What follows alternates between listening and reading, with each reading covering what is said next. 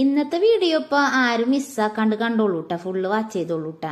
ഇന്ന് കുക്കറിൽ തട്ടിക്കൂട്ടി കുറച്ച് സമയം കൊണ്ടുണ്ടാക്കിയ ഒരു മുട്ട ബിരിയാണിയുടെ ഒരു കുഞ്ഞ് റെസിപ്പിയാണ്. അപ്പോൾ എല്ലാവർക്കും ഇഷ്ടപ്പെടുമെന്ന് വിശ്വസിക്കണം. എനിക്ക് ഇഷ്ടപ്പെട്ടതുകൊണ്ട് ഞാൻ എത്തിക്കുകയാണ്.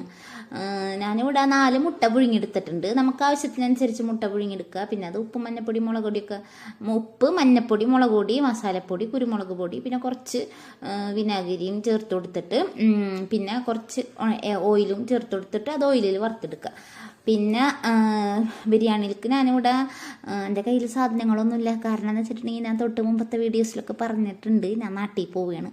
അപ്പോൾ ഇനിയിപ്പോൾ കുറച്ച് ദിവസം കൂടിയിലൊക്കെ ഉള്ളൂ. അപ്പോൾ അഡ്ജസ്റ്റ്മെൻറ്റിൽ അങ്ങനെ കാര്യങ്ങളൊക്കെ കഴിഞ്ഞു കൂടാന്നുള്ളതിൽ 2 ഗ്ലാസ് അരി ഉണ്ടായിരുന്നുള്ളൂ. അപ്പോൾ 2 ഗ്ലാസ് അരി ഞാൻ കഴുകി വൃത്തിയാക്കിയിട്ട് 1 ഗ്ലാസ് അരിക്ക് 1.25 ഗ്ലാസ് വെള്ളം ഒഴിച്ചിട്ട് അങ്ങനെ 2.5 ഗ്ലാസ് വെള്ളത്തിൽ ഞാൻ സോക്ക് ചെയ്യാൻ വെച്ചിട്ടുണ്ട്.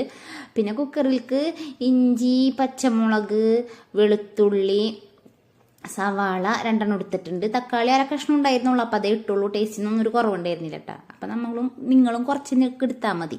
പിന്നെ കുക്കറിൽ നമ്മൾ ഏലക്കായ, പട്ട, ഗ്രാമ്പൂ അങ്ങനത്തെ സ്പൈസസൊക്കെ ഇട്ട് നെയ്യ് ഒഴിച്ചു കൊടുക്കുക. ഓയിലായാലും കുഴപ്പമില്ല. നെയ്യ് ഒഴിച്ചു കൊടുത്തിട്ട് പിന്നെ നമ്മൾ അരിഞ്ഞ് വെച്ചിട്ടുള്ള സവാള ഇതൊക്കെ ഇട്ട് കൊടുത്ത്, പിന്നെ അതിലേക്ക് മഞ്ഞപ്പൊടി, മുളക് പൊടിയും, കുരുമുളക് പൊടി, മസാലപ്പൊടി, മല്ലിപ്പൊടി ചേർക്കണമെന്ന് ഞാനിങ്ങനെ ആലോചിച്ച്. അപ്പം നിങ്ങൾ ചേർക്കേ വേണ്ട കേട്ടോ, ബിരിയാണിയാണിത്. ഞാനിങ്ങനെ ആലോചിച്ചാൽ മതി മല്ലിപ്പൊടി ഇട്ടണോ വേണ്ടേ, അങ്ങനെയാണ് എന്തായാലും വേണ്ടില്ല, ഒഴിവാക്കാന്നുള്ളതിൽ ഒഴിവാക്കിയത് ഭേദമായി.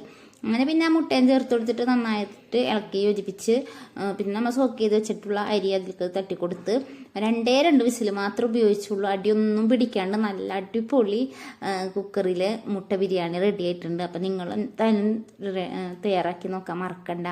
പിന്നെ അതിലേക്ക് ഒരു ചെറിയൊരു സലാഡൊക്കെ തയ്യാറാക്കി എനിക്ക് ആവശ്യമുള്ളതൊക്കെ പാക്ക് ചെയ്ത്, അതായത് പിറ്റേ ദിവസം ജോലിക്കുള്ളതൊക്കെ പാക്ക് ചെയ്ത് വെച്ചിട്ട് പിന്നെ ഞാൻ കഴിക്കണം ചെയ്തത്. നല്ല ടേസ്റ്റ് ഉണ്ടായിരുന്നു. ഞാൻ പോലും വിചാരിച്ചില്ല ഇത്രയും ടേസ്റ്റ് ഉണ്ടാവുമെന്ന്.